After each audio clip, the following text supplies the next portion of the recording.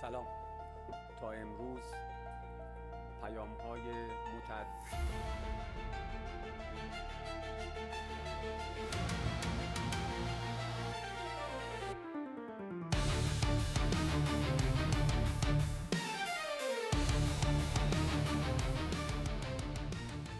A sharp diplomatic strike from Iran, its foreign ministry spokesperson, Esmaeil Baghaei, delivers a blunt message to Europe: spare the sermons. As reported, Tehran has escalated its rhetoric, accusing European powers of failing to match their words with action, turning what it calls international law discourse into a moment of intense geopolitical friction. Oh, that international law. The one that the EU dusts off to lecture others while quietly green-lighting a US-Israeli war of aggression and looking the other way on atrocities against Iranians?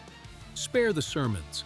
Europe's chronic failure to practice what it preaches has turned its international law talk into peak hypocrisy. No rule of international law forbids Iran, the coastal state, from taking necessary measures to stop the Strait of Hormuz being used for waging military aggression against Iran, and unconditional transit passage in Hormuz.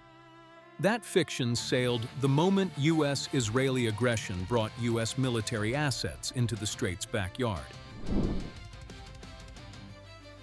As reported, Baghaei describes Europe's stance as peak hypocrisy, arguing that repeated references to international law lack consistency in practice.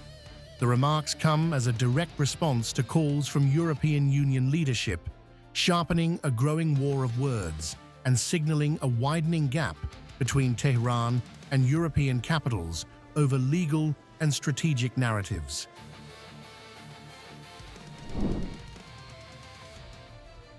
The comments are aimed at Kaja Kallas, whose position on open maritime access has drawn a strong rebuttal.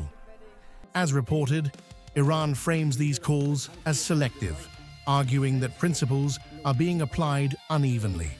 The exchange marks a clear escalation in tone, pushing diplomatic engagement into a more confrontational and high-visibility phase.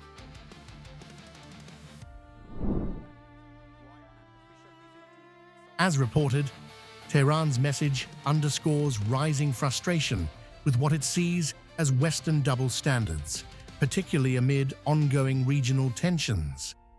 By directly challenging Europe's credibility on international law, Iran is reinforcing its own narrative while signaling that it will push back strongly against external pressure in shaping the rules of engagement. The rhetoric signals a deeper strategic divide. As reported, this is no longer routine diplomatic disagreement. It is a pointed contest over legitimacy, interpretation, and influence. With tensions already elevated, such exchanges risk hardening positions further, complicating efforts to stabilize a region where legal arguments and geopolitical realities are increasingly colliding.